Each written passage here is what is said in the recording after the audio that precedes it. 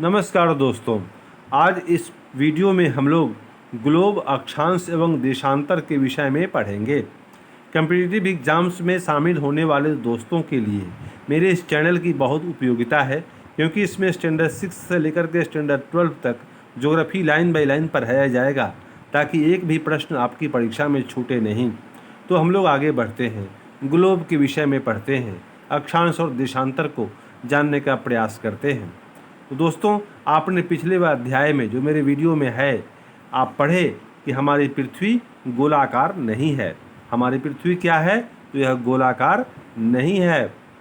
यह उत्तर एवं दक्षिण ध्रुवों पर, ध्रुव जो इसका है उत्तर एवं दक्षिण ध्रुव, उस पर थोड़ी चपटी तथा मध्य में थोड़ी उभरी हुई है।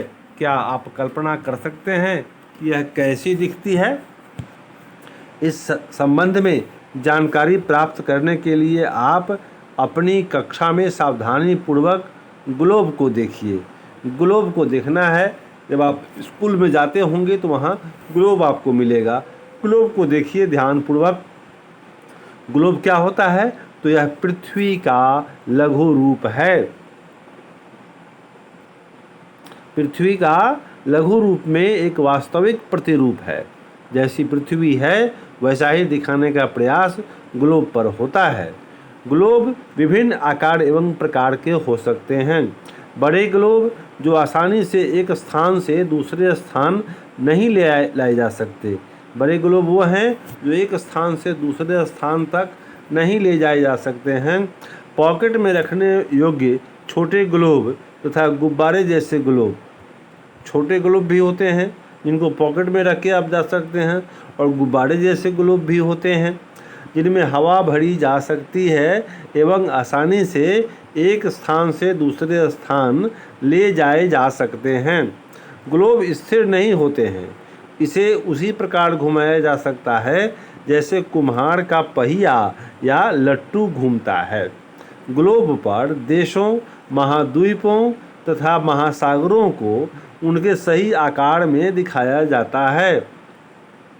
पृथ्वी के समान किसी गोले पर किसी बिंदु की स्थिति का वर्णन करना कठिन है। अब प्रश्न यह उठता है कि इस पर किसी स्थान की स्थिति कैसे बताई जा सकती है। इसके लिए हमें कुछ बिंदुओं एवं रेखाओं के संदर्भ की आवश्यकता होती है। संदर्भ मतलब रेफरेंस। हमें कुछ बिंदु और कुछ रेखाएं निर्धारित करनी पड़ेंगी, उनकी संदर्भ की आवश्यकता पड़ेगी। आप देखेंगे कि एक सुई ग्लोब में झुकी हुई अवस्था में स्थित होती है, जिसे अक्ष कहा जाता है। ग्लोब में एक सुई होती है जो झुकी हुई अवस्था में होती है, इसका नाम होता है अक्ष। ग्लोब पर वे दो बिंदु जिनसे होकर सुई गुजरती है उत्तर तथा दक्षिण ध्रुव हैं। ग्लोब पर ये सुई जिस दो बिंदुओं से होकर गुजरती है उसे उत्तर तथा दक्षिण ध्रुव कहते हैं। ध्रुव ग्लोब को इस सुई के चारों ओर पृथ्वी की भांति पश्चिम से पूर्व की ओर घुमाया जा सकता है। सुई के चारों ओर पृथ्वी की भांति पश्चिम से पूर्व की ओर, पश्चिम से पूर्व, पूर्व से पश्चिम नहीं, पश्चिम से पूर्व की ओर घुमाया जा सकता है। लेकिन याद रखें, इन दोनों में एक अंतर है। पृथ्वी पर वास्तव में ऐसी कोई सुई नहीं होती है, वह अपने अक्ष पर चारों ओर घूमती है, जो एक काल्पनिक रेखा है। ठीक है, पृथ्वी पर सही माने में वैसी कोई सुई नहीं होती जैसी कि सुई ग्लोब में होती है। तो सुई क्या है? ग्लोब क्या हुआ? पृथ्वी का प्रतिरूप है। स्टडी करने के लिए, हमारी सहायता के लिए है। यह हूबहू पृथ्वी नहीं है। एक अन्य काल्पनिक रेखा भी ग्लोब के दो बराबर भागों में बांटती है। एक अन्य काल्पनिक रेखा है जो ग्लोब को दो बराबर भागों में बांटती है। अध्ययन के लिए ये रेखाएं कल्पना की गई हैं। इसे ज्योग्राफी पढ़ना संभव हुआ है। इसे कहते हैं विषुवत वृत्त। ये विषुवत वृत्त है मेरे दोस्तों। ये वाली रेखा, ये वाली जो रेखा है, इसे कहते हैं विषुवत वृत्त। ये ग्लोब पर एक काल्पनिक रेखाएं खींची गई हैं। ये धरती पर नहीं है, स्टडी के लिए आपको ये खींच करके बताया गया है। ज्योग्राफी पढ़ने वाले छात्रों को ये जानना ज़रूरी है, नहीं तो उनको ज्योग्राफी समझ में नहीं आएगा। तो विषुवत वृत्त क्या है? वो काल्पनिक रेखा है। पृथ्वी के उत्तर में स्थित आधे भाग को उत्तरी गोलार्ध, ये इसके ऊपर ये आपको उत्तरी गोलार्ध है, यहाँ से लेकर के यहाँ तक ये उत्तरी गोलार्ध कहलाता है। और इसी प्रकार से इसके नीचे वाला वो दक्षिणी गोलार्ध है। ये दोनों दक्षिणी गोलार्ध है। ये दोनों बराबर के आधे भाग होते हैं। ये दोनों मतलब पृथ्वी को क्या समझा गया? तो आधा आधा बांट दिया गया दो भाग में। ऊपर वाले भाग को बोलते हैं उत्तरी गोलार्ध और निचले भाग को बोला जाता है दक्षिणी गोलार्ध। ये दोनों बराबर होते हैं, ये दोनों बराबर के आधे भाग होते हैं। इस प्रकार विषुवत वृत्त क्या है? तो पृथ्वी पर एक काल्पनिक वृत्त है, एक काल्पनिक वृत्त है एवं यह पृथ्वी पर विभिन्न स्थानों की स्थिति बताने का सबसे महत्वपूर्ण संदर्भ बिंदु है। ये विषुवत वृत्त से यह काल्पनिक वृत्त है और इससे धरती पर पृथ्वी पर विभिन्न स्थानों की स्थिति बताने का सबसे महत्वपूर्ण संदर्भ बिंदु है। सबसे महत्वपूर्ण बिंदु कौन है? तो वह है ये, जिसका नाम है विषुवत वृत्त। विषुवत वृत्त से ध्रुवों तक स्थित सभी समानांतर वृत्तों को अक्षांश रेखाएं कहा जाता है। इसी तरह से अगर लगातार वृत्त खींच दिए जाएं तो वो समानांतर वृत्त ये कहे जाते हैं। समानांतर अक्षांश मतलब विषुवत वृत्त से ध्रुवों तक स्थित सभी समानांतर वृत्तों को अक्षांश रेखाएं कहा जाता है। ये अक्षांश रेखाएं हैं, ये अक्षांश रेखाएं हैं, अक्षांश रेखाएं हैं, अक्षांश रेखाएं हैं। ठीक है, इसी तरह से ये नीचे की तरह भी ये अक्षांश रेखाएं ही होंगी। विषुवत वृत्त से ध्रुवों तक स्थित सभी समानांतर वृत्तों को अक्षांश रेखाएं कहा जाता है। अक्षांशों को अंश में मापा जाता है, अक्षांशों को अंश में डिग्री में मापा जाता है और उन्हें विषुवत वृत्त 0 अंश अक्षांश को दर्शाती है। विषुवत वृत्त से ही ये अंश की गिनती शुरू होती है। यहाँ पर है 0 अंश 0। यहाँ से ऊपर चले जाइए तो ये उत्तर की तरफ, और नीचे चले जाइए तो ये नीचे वाला भाग नीचे दक्षिण की तरफ। ठीक है, उत्तर में क्या हुआ? ऊपर। अक्षांशों विषुवत वृत्त 0 अंश अक्षांश को दर्शाती है। चूँकि विषुवत वृत्त से दोनों तरफ ध्रुवों के बीच की दूरी पृथ्वी की चारों ओर के वृत्त का 1/4 है। क्या है? ध्रुवों के बीच की दूरी पृथ्वी की चारों ओर के वृत्त का 1/4 है। अतः इसका माप होगा 360 अंश का 1/4। पूरा का ये वृत्त है तो 360 डिग्री हुआ और उसमें आधा आगे दिखाई दिया तो वो हुआ 180 और उसका आधा, क्योंकि ये 2 गोलार्ध हो गए उत्तरी ध्रुव और दक्षिणी ध्रुव के आधार पर, उत्तरी गोलार्ध और दक्षिणी गोलार्ध, तो वो आधा मतलब ये 90 डिग्री 360 अंश का 1/4 यानी 90 अंश होता है। इस प्रकार 90 अंश उत्तरी अक्षांश उत्तर ध्रुव को दर्शाता है तथा 90 अंश दक्षिणी अक्षांश दक्षिण ध्रुव को। इस प्रकार विषुवत वृत्त के उत्तर की सभी समानांतर रेखाओं को उत्तरी अक्षांश कहा जाता है।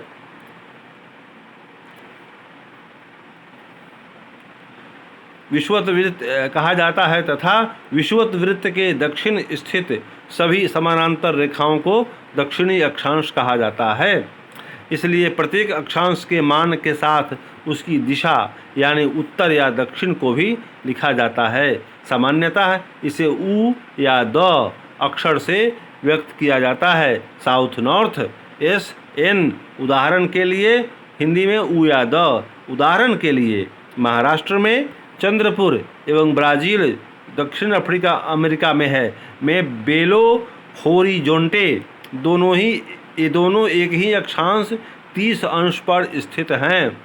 30 अंश वाला जो वृत्त घिराएगा खींचा जाएगा उसी पर दोनों स्थित हैं। लेकिन चंद्रपुर विषुवत वृत्त के 20 अंश उत्तर में एवं बेलो होरिजोंटे विषुवत वृत्त के 20 अंश दक्षिण में स्थित है। इसलिए हम कहते हैं कि चंद्रपुर 20 डिग्री उत्तर अक्षांश पर तथा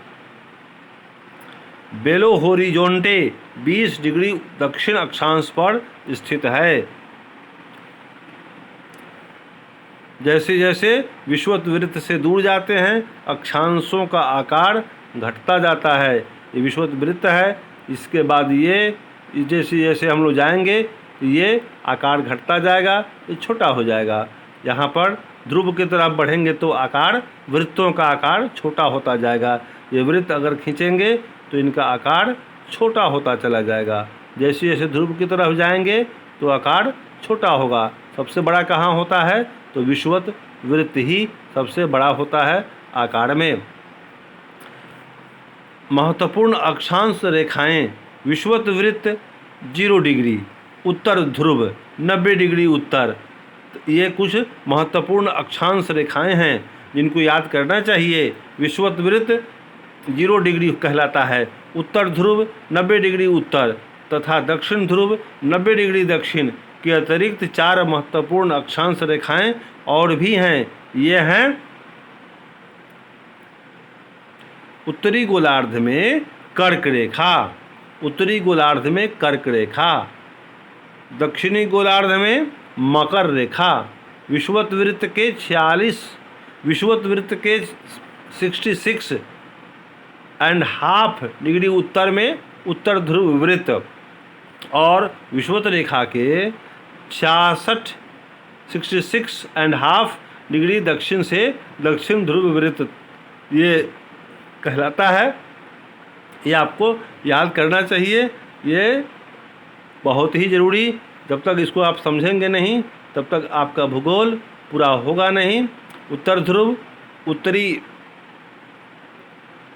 ये शीत कटिबंध ये 66 डिग्री उत्तर या ये और ये 23 डिग्री 23.5 डिग्री उत्तर ये कर्क रेखा।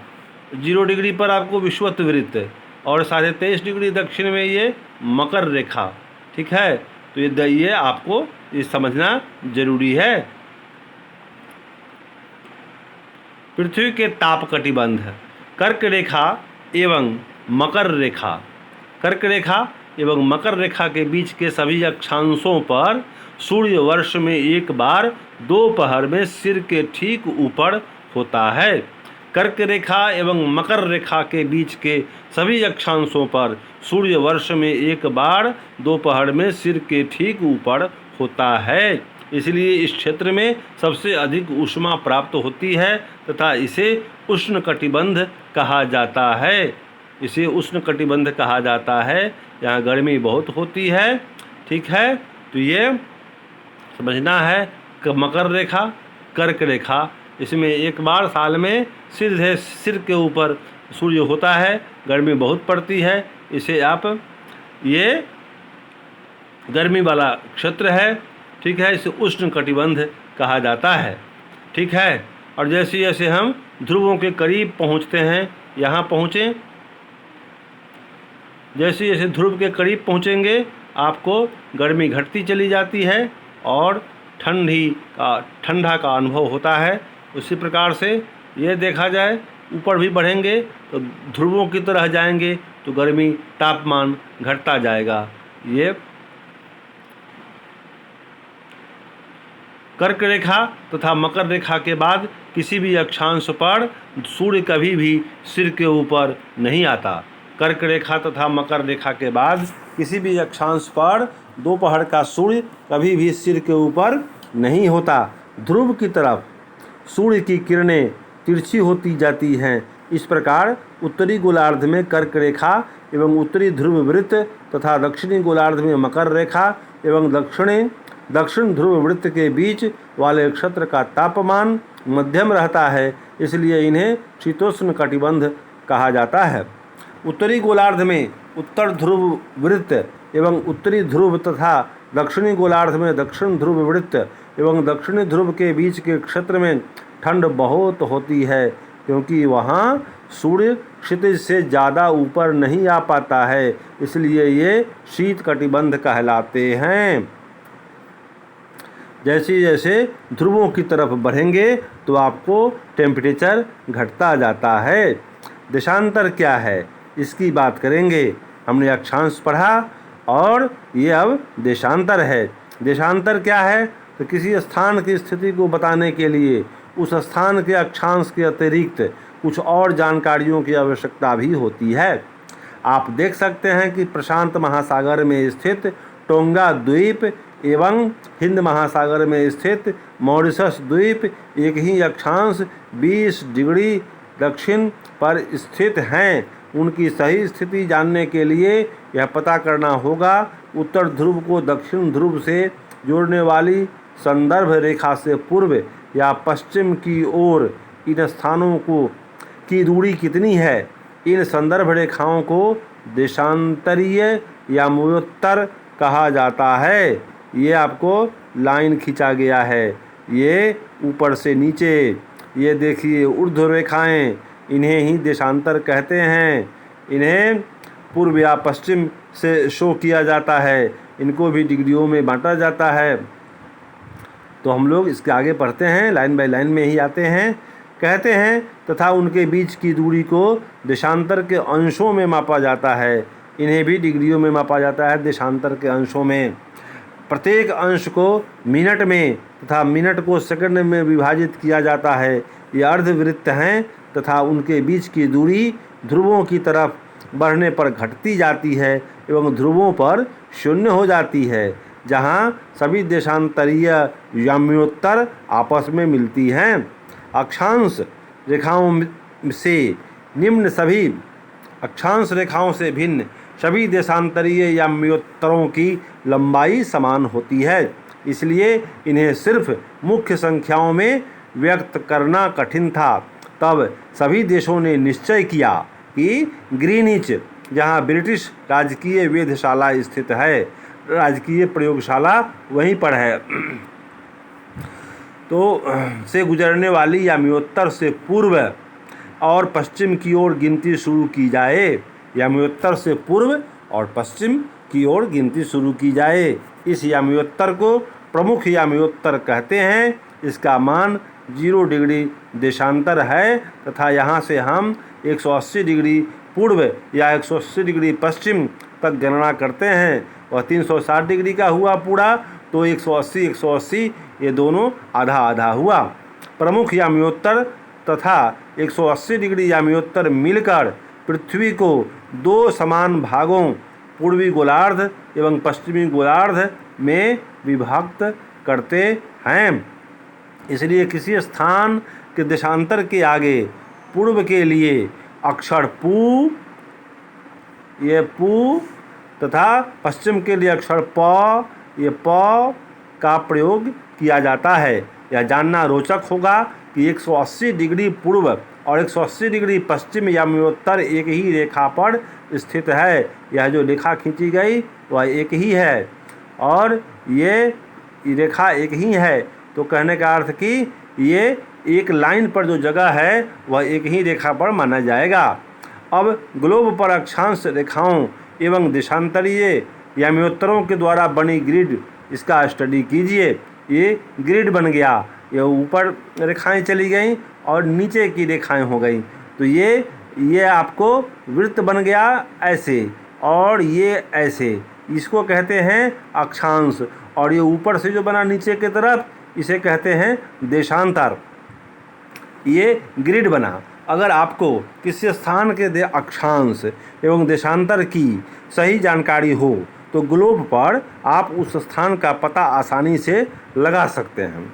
उदाहरण के लिए असम में धुबरी 26 डिग्री उत्तर अक्षांश एवं 90 डिग्री पूर्व देशांतर पर स्थित है।